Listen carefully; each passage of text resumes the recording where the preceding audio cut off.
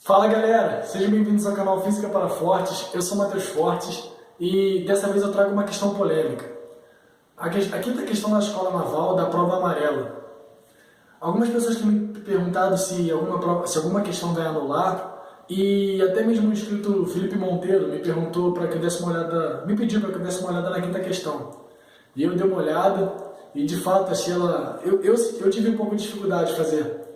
Mas depois de algumas análises eu percebi que de fato ela tem um detalhezinho que eu vou mencionar no final do vídeo. De cara já peço para que deixe aquele like, não se esqueça de se inscrever no canal e também comentar no final do vídeo.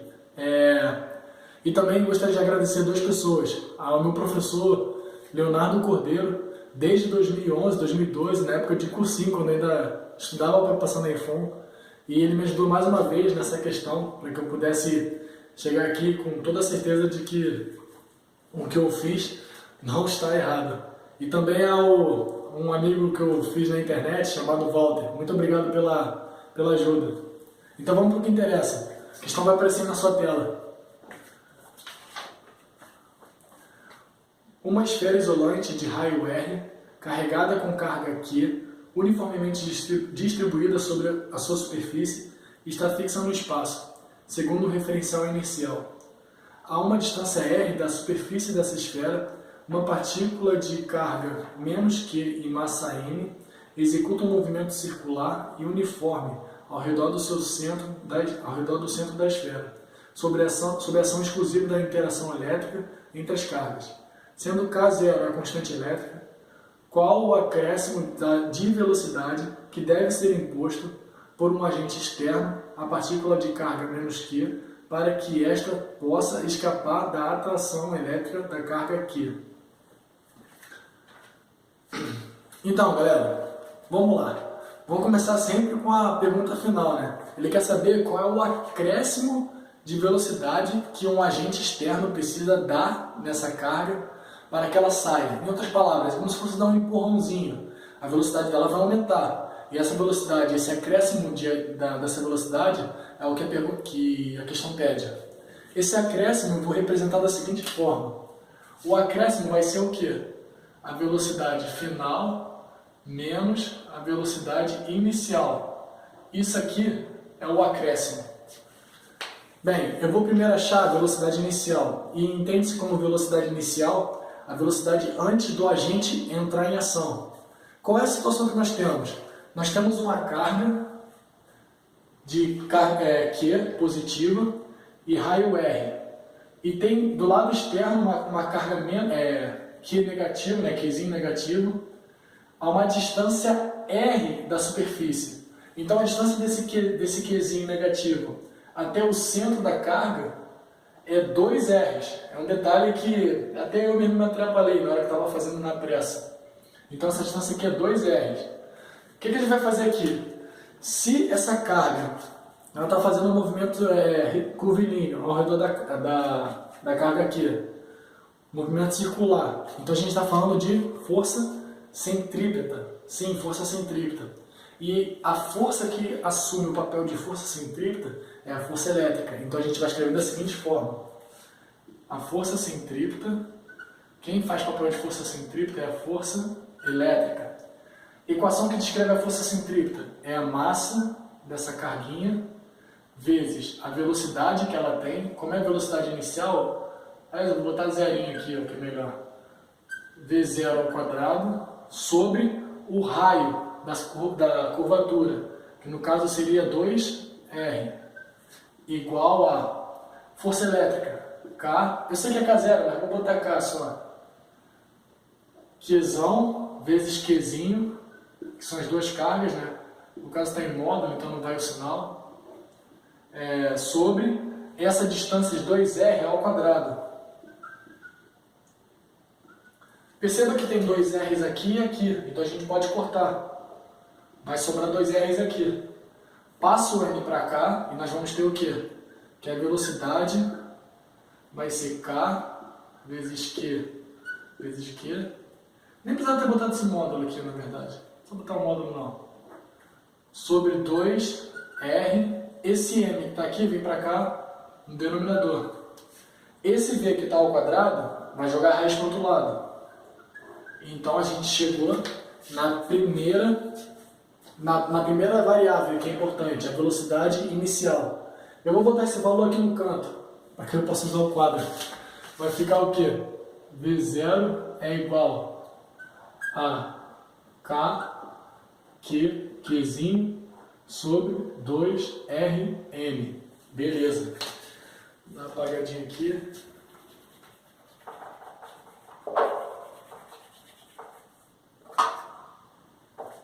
Beleza. Agora olha só, para a gente fazer a segunda, para a gente achar a velocidade final, eu vou primeiro explicar o porquê de eu ter feito isso. E para explicar, eu vou sair um pouco do contexto da força elétrica e eu vou entrar nesse contexto aqui, desse desenho. Imagine a seguinte situação, me acompanha aqui.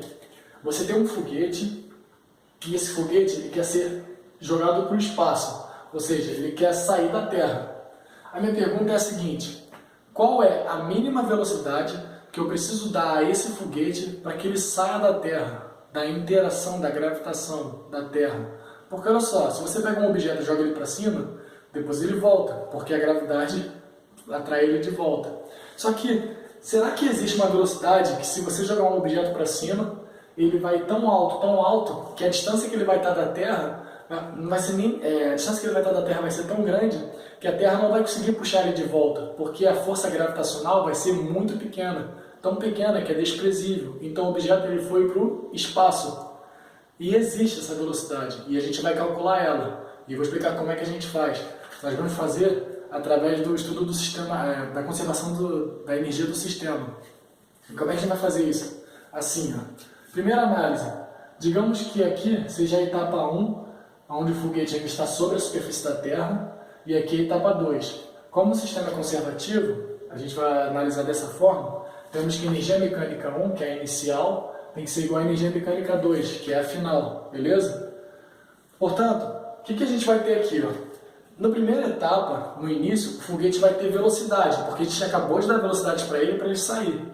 Mas além dessa velocidade, que vai ser a energia cinética, ele vai ter uma outra energia, uma energia potencial gravitacional. Só que essa energia potencial gravitacional não é aquela equação que talvez você já esteja acostumado, m vezes g vezes h. Essa equação não é adequada para essa situação. A equação adequada é essa que eu vou apontar. Ó. Menos g, que é a constante gravitacional, m, que é a massa da Terra nessa situação, mzinho, que seria a massa do foguete, e r, que é a distância do foguete até o centro da Terra, no caso. O que acontece aqui? Essa equação ela descreve o campo a energia potencial gravitacional de um campo gravitacional que não é uniforme. Vocês concordam comigo que quando o foguete começar a subir, a gravidade ela vai começar a diminuir.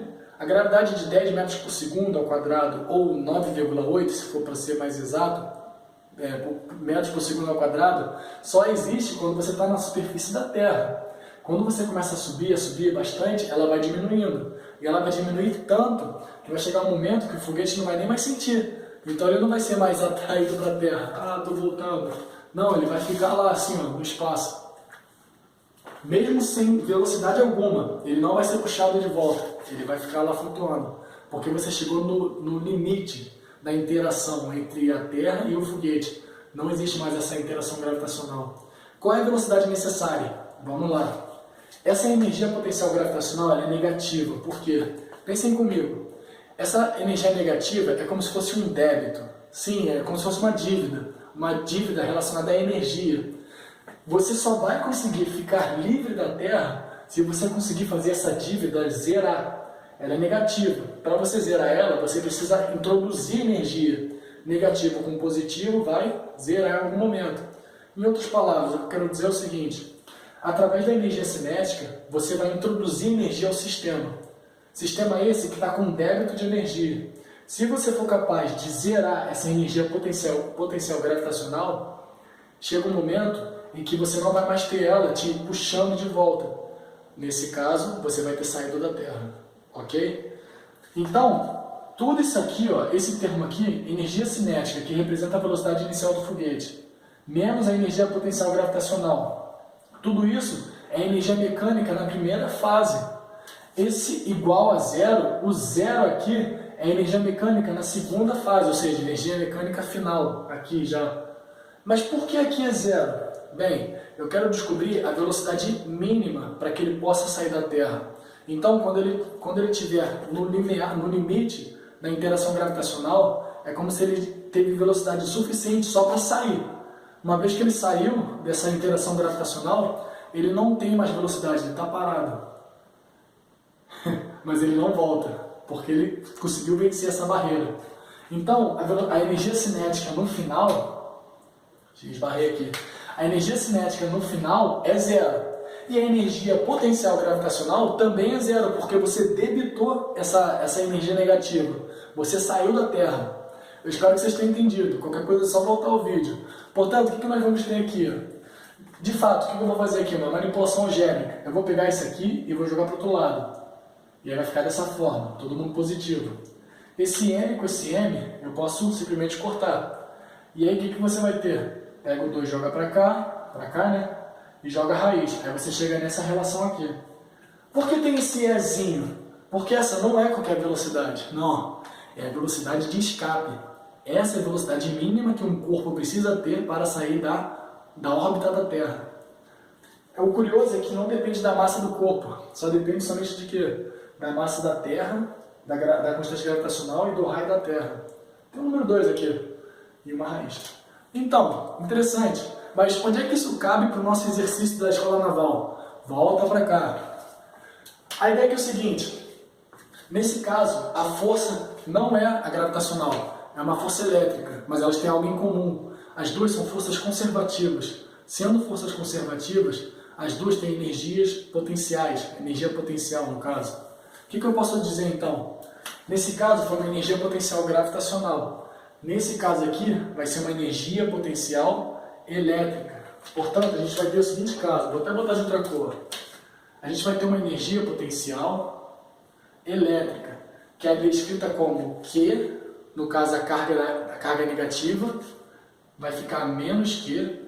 Menos Q, não, aliás, por que fica menos Q? Porque é uma grandeza escalar, então o sinal importa, a energia é uma grandeza escalar. É menos Q vezes o potencial gerado pela carga maior, que é o Qzão. Para quem não se lembra, como é que a gente calcula o potencial? V é igual a K, constante eletrostática, né? Vezes a carga do corpo que gera o campo, a potencial, sobre a distância. A distância aqui, vou até apagar aqui, a distância aqui é do centro até a carga, mais uma vez 2R. Tá, esse V, ele vai entrar aqui, então vai ficar como? Vou apagar aqui. Esse V vai ficar como? Q sobre 2R. Tá, se quiser botar o Q aqui, tanto faz, mas tem um sinal de menos, isso que importa. Perceba o seguinte, a gente está diante de uma situação parecida com a anterior que eu estava explicando. A gente tem um débito, uma energia que precisa ser zerada. Se você conseguir zerar essa energia potencial, você sai da interação do campo elétrico. Ou seja, você escapa desse movimento circular do elétron, da carga negativa ao redor da carga positiva. Como é que eu vou zerar essa carga potencial? Adicionando energia cinética, da mesma forma que eu adicionei aqui.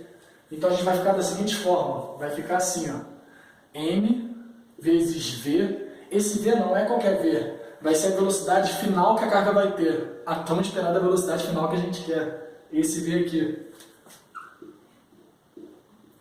ao quadrado sobre 2 é igual, eu vou igualar da mesma forma que eu igualei aqui, só que vai ser essa energia aqui, perceba que vai ficar positivo, então aqui também ficaria positivo, K, Q, Qzinho sobre 2R. Esse 2 com esse 2 corta. Então você vai ter VF. O M vai vir para cá. Vai ficar K, Qzinho sobre RM. Isso tudo dentro da raiz. Achamos a velocidade final. E agora para matar, o que você tem que fazer? Velocidade final menos a inicial que eu deixei aqui no cantinho aqui. Então vamos fazer isso aí.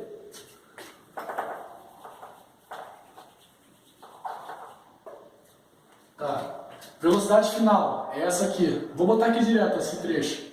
Vai ficar raiz de K, Qzinho sobre Rm, menos velocidade inicial, que é quem? Raiz de K, Qzinho, sobre 2Rm.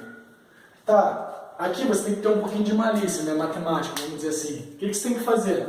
Perceba que esse trecho é quase semelhante a esse termo é quase semelhante a esse. Se não fosse por esse 2 aqui dentro, então vamos tirar o 2 de dentro da raiz. O 2 tirando da raiz vai ficar assim, ó. Ele ficaria assim no caso. Ficaria 1 sobre raiz de 2 vezes raiz disso aqui, que está aqui. K, Qzinho sobre Rm. Se você não entendeu o que eu fiz, só fazer o seguinte. Faz a multiplicação, que você vai voltar exatamente o que estava antes. Eu só estou desfazendo, estou meio que retrocedendo. Deixei do lado de fora esse raiz de 2. Eu vou pôr em evidência esse termo. Então a gente vai ter o quê? 1 menos 1 raiz de 2 vezes esse termo aqui em comum. Qzinho sobre Rm. Tá, lembre-se que na prova você podia usar a calculadora. Esse é o momento que você usa a calculadora. Sim, quando você usar a calculadora para fazer essa conta, 1 menos 1 sobre raiz de 2, você vai chegar a um valor próximo de 0,3 vezes todo esse termo aqui, sobre Rm. Beleza? Então essa resposta é a resposta final, que você encontra na letra D. Ok, e onde está a situação em que é passível de anulação? Vamos lá, presta atenção. Essa é a resposta final, a letra D. O enunciado ele fala o seguinte, ele quer saber qual é o acréscimo para que o agente externo precisa fazer nessa carga para que ele saia da interação. Presta atenção nas respostas. A letra D é 0,3. Esse 0,3 significa o quê? 30% de acréscimo da velocidade normal, então é 30% a mais. Vocês concordam comigo que se 30% é o suficiente para tirar a carga dessa interação, 50% também é a mais, 70% também é, 90% também é, ou seja, D, C, B e A são opções possíveis. Isso tudo acontece porque, na pergunta, ele não restringiu da seguinte forma: qual é o acréscimo mínimo ou qual é o acréscimo necessário para que ele saia da interação? Faltou essa palavra-chave, que ao meu ver, por questões de semântica, devido a essa ausência dessa palavra, ele deixa aberto as opções. Não só a letra D é a resposta correta, mas também a C, a B e a A, devido só a esse detalhe semântico. Bem, é por esse motivo que eu acho que é um bom argumento. Não é um bom argumento, não. Digamos que é plausível. Da mesma forma que o que eu gostaria de dizer é o seguinte: esse argumento eu não considero muito forte. Eu estou fazendo esse vídeo porque tem pessoas que gostariam de anular, imagino, o concurso é assim. Mas eu não acho esse argumento muito forte, porque essa falha na pergunta não te impede de forma alguma de achar a resposta que o gabarito da Escola Naval propôs. Então fica meio assim, sabe? De qualquer forma, eles cometeram um erro em ter deixado em aberto. Então é uma boa alternativa aí para você tentar, caso você esteja à procura de uma questão para anular. Eu não vou conseguir fazer todas as questões no vídeo, em vídeo antes do término do recurso. Então, eu queria dizer que eu fiz toda a prova e, de fato, não tem nenhuma questão assim, ao meu ver, que seja passível de anulação, a não ser essa. Em exceção ao número 14, que é uma de refração, mas ela acho que também não é de anulação, não. De qualquer forma, é isso que eu tenho para vocês hoje. Então, espero que vocês tenham gostado e possa ter ajudado mais uma vez. E tchau, valeu!